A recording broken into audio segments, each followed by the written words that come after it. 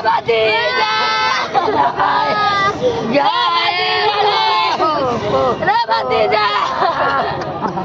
ये जो घटना घटी है, आपके स्कूल से बच्चा बाहर निकलता है और तेज रफ्तार गाड़ी ने उसकी जीवन लीला समाप्त कर देता है, ये कैसे लापरवाही हुई सर? सर, ये बच्चा आ रहा था घर से विद्यालय के लिए, आने के क्रम में जो ऐसा घटना हुआ है।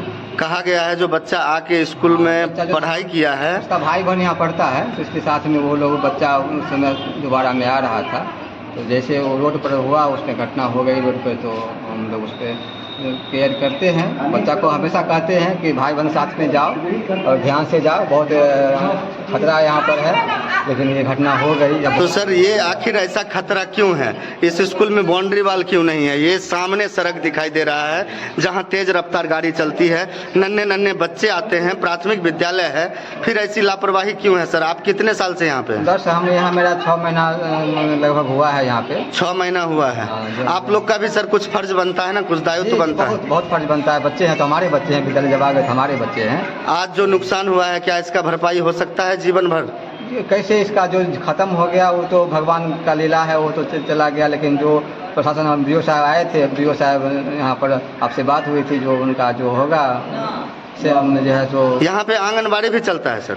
आंगनबाड़ी, हाँ, इसके फर्स्ट फ्लोर पर आंगनबाड़ी चलता है। तो आंगनबाड़ी में वो बच्चा आता था पढ़ने के लिए और सेविका महोदय कहती हैं कि हमारे यहाँ नामांकित ही नहीं है बच्चा। होता है, नामांकित नहीं रहने के बावजूद भी बच्चे को यहाँ भेजा जाता है, लेकिन केयर करना उनका फर्ज था कि नहीं था? देखिए, हाँ, सेविका सहायिका जो भी हो, तो बच्चे जो भी आएंगे सबका तो फर्ज बनता है कि ध्यान से उनको देख रेख करें, लेकिन उसमें चूक कहीं हो जाती है तो इसमें खेद होना चाहिए। अगर माता पहुंचाने आती है तो फिर माता वही समय का इंतजार करेगी, छुट्टी के वक्त आके ले जाएगी। इस बीच में बच्चा अगर निकलता है तो वो पूरा रिस्पॉन्सिबिलिटी शिक्षक का होता है। जी, होना ही चाहिए। तो जब तक विद्यालय का अवधि है तो विद्यालय के जो भी हैं देख रेख में शिक्षक लोग, उनका तो बात बनता है। आपका 6 महीना के दरमियान में कभी किन्हीं से शिकायत की है ये बाउंड्री वाल को लेकर के, ये परेशानी जो यहाँ पे हो रही है इसको लेकर के?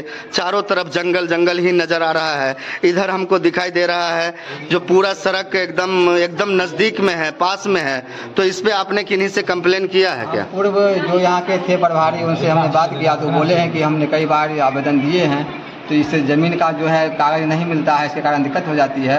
तो वो हम लोग अब ऑनलाइन होने की प्रक्रिया में होगी, ऑनलाइन में आ जाएगा कागज़, तो उसका फिर आगे बात होगी उस पर।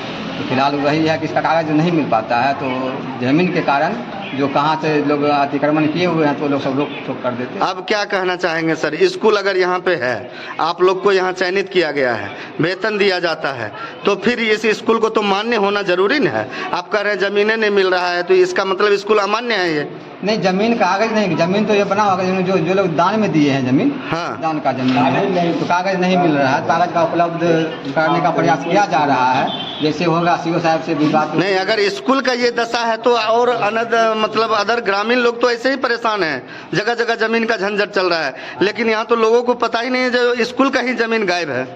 आपके कहने के अनुसार तो स्कूल का जमीन ही गायब है। जी, कागज जब तक नहीं मिल जाता तब तक तो मैंने गायब ही समझा जाएगा ना सर। तो ये तो काफी निंदनीय बात है। ये स्कूल का लिस्टे नहीं है सरकार के पास में।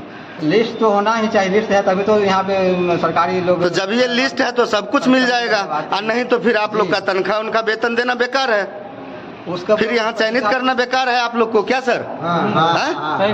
अगर ये स्कूल का कुछ है ही नहीं और स्कूल ऐसे ही वो क्या कहते हैं जो लापरवाही के तौर में चल रहा है, तो फिर बेकार है सब कुछ।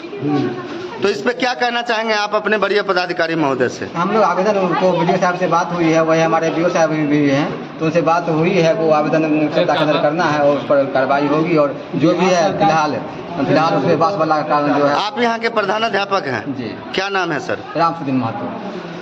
जी सर, कुछ कहना चाह रहे हैं? ये बिहार सरकार की संपत्ति है जी, विद्यालय है, और बिहार सरकार के अंदर में जिसका पेपर नहीं है, कोई लेखा जोखा नहीं है, क्या दुर्भाग्य है। देखिए बिहार क्या समझा जाएगा, क्या समझा जाएगा इस चीज? और ये चीज यहाँ पे अगर ये प्रधानाध्यापक महोदय जी हैं और इस स्कूल का यहाँ पे स्कूल भी साक्षात दिखाई दे रहा है, और सभी लोग अगर इस तरह से पल्ला झाड़ के निकले तो गाँव घर में तो जमीन के लिए लड़ाई होती है, मारपीट होती है, केस फौजदारी होती है, और जगह जगह देखा। फिर ये स्कूल का ही जब ये हाल है तो और क्या होगा?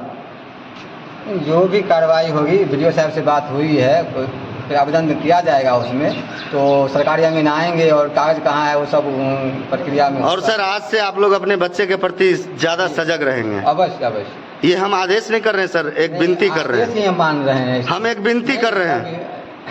आप लोगों का नेता एक चीज और है सर, इसमें जो अभी जहाँ जहाँ विद्यालय विश्वोत्तरी के सदस्य हैं, और जिस समय विश्वोत्तरी का बैठक हुआ था बीसीपुर प्रखंड में, उस समय बीडीओ साहब, विधायक वगैरह सभी लोग प्रेजेंट थे। उस समय हम मुद्दा उठाए थे, हम लिखाए थे डीटीए कि जहाँ जहाँ HS 88 के बगल में विद्यालय है वहाँ पे एक ब्रेकर होना बहुत ज़रूरी है। आइंदे जैसे तरुणिया पे आज एक बच्चा का जान चला गया, इसी तरह मुस्तफापुर में भी आइंदे घटना होते रहती है।